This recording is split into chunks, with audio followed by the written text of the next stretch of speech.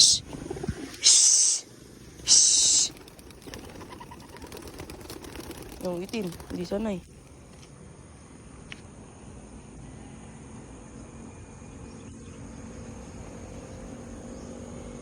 Nahuli yung itim is. Yan, sumabay ka.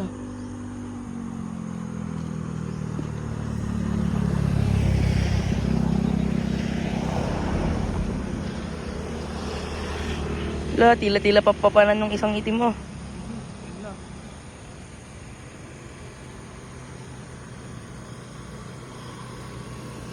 Gago, hindi alam sumama yung dalawa. Oh. Kanino kaya to?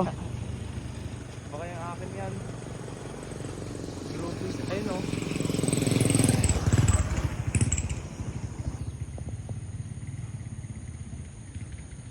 Yan mga kalapatids, malas ng first toss natin. Kaya pala, nung naghagis tayo kanina, ang lapit-lapit kakubat ang nakauwi lang itong dalawang to. Itong itim. Tapos itong puti. Tsaka ito. Yan. Yun pala, hinabol sila ng limbas. Ito kakauwi-kauwi lang din, buti. Wala siyang tama. Ayan. Buti walang tama tong brown na to. Ang kaso itong mga to may tama. Ayan. Ito sa paa, please. Ayan. Dakot. Kaso, nakawala. Ayan o. Kaya i-kokan ko na lang. Black gray. Ayan. Ito. At ayan. Black gray ko na lang. Ayan o.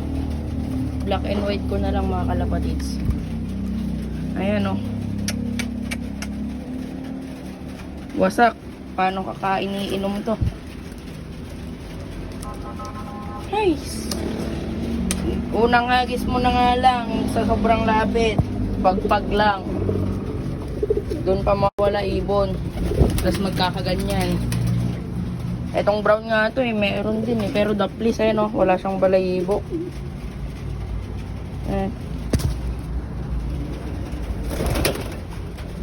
Ito lang tong dalawang tong malalang tama. Yung mga pang north natin patil-chill lang. Yung mga pang south, grabe, kompleto nga. Ganun naman nangyari. And ito halos kakauwi-uwi lang din yung sabay nung grisel. Ewan ko kung to may tama o ano, hindi ko pa na-check. Kaya nung pagka-uwi ko, meron na tong mga to, tong dalawa, itong puti, tsaka to, 4 sila. Sumunod umuwi, ito. Tapos tong kapatid niya, sumunod na, itong to, 3 sila. Yan. Yung 3 yan. Yan. Tapos sumunod to. Tapos ito, tsaka yun. Kompleto nga, ganyan naman nangyari mga kalapatids, nakakapanghinayang. Ayan o, kawawang ibon. Paano kayo magdudurog to?